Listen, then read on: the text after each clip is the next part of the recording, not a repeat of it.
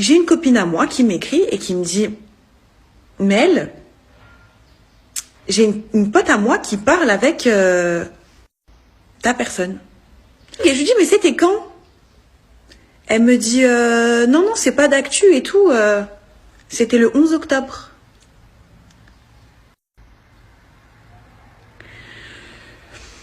Donc le 11 octobre, il n'y avait pas de prétexte de je le calculais pas, ça se passait mal, il était perdu. Non, non, on n'était absolument pas perdu. On savait tous les deux ce qu'on voulait, on savait tous les deux ce qu'on se disait. Il y avait là, t'as vu, il n'y avait pas d'excuses, hein, d'accord? Le 11 octobre, il n'y avait absolument pas d'excuses.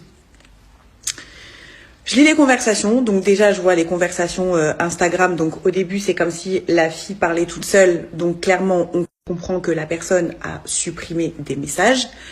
Qui dit qu'il a supprimé des messages dit que ça devait être des bons messages qu'il craignait. Ensuite, il y a la fille qui envoie une vidéo et lui qui répond 3 têtes qui ont chaud. Les têtes rouges là. Les têtes comme ça là. Les têtes en mode j'ai la dalle, tu es so hot ma belle. Tu vois cette tête là? 3 têtes comme ça. Donc ça, selon lui, c'est absolument pas l'affaire à l'envers. Je sais plus c'est quoi l'excuse. Ouais, elle m'a envoyé des vidéos d'elle en vacances ou je sais pas quoi. Ah d'accord, ok, donc normal, toi tu réponds ça. Après, donc la fille, elle, je sais plus exactement ce qu'elle lui dit. J'ai les conversations, mais bref. Et lui, il répond t'es jalouse? Avec une tête qui pleure. Ok, donc ça non plus, c'est pas l'affaire à l'envers, selon lui. Il y a eu quoi d'autre encore que j'ai vu? Échange de numéros. Donc échange de numéros, apparemment l'échange de numéros, c'était pour une collab. J'ai pas vu parler de collab nulle part. Qu'est-ce que j'ai vu encore de farfelu?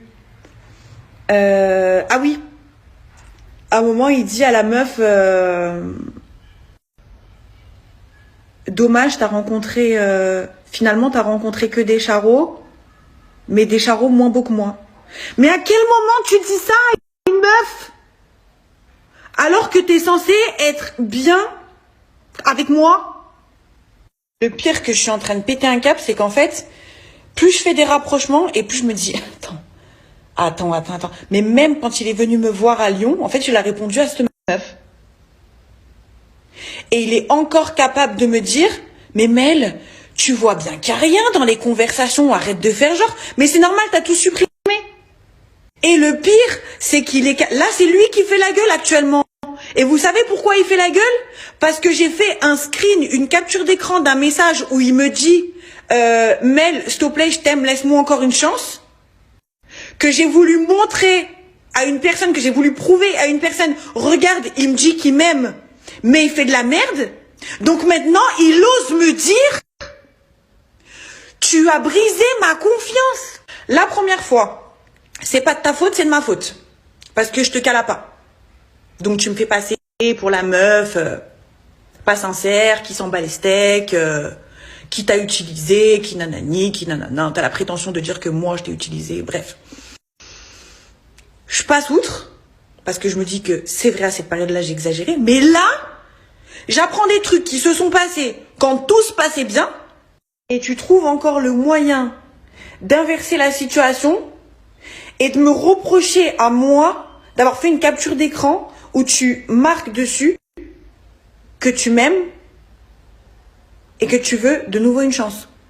Ce genre de phénomène nocif qui trouve toujours le moyen de se dédouaner de toute responsabilité, qui trouve toujours le moyen de s'extirper d'une situation assez complexe et de te remettre la faute dessus. Mais c'est les pires. Vous êtes les pires. Hier,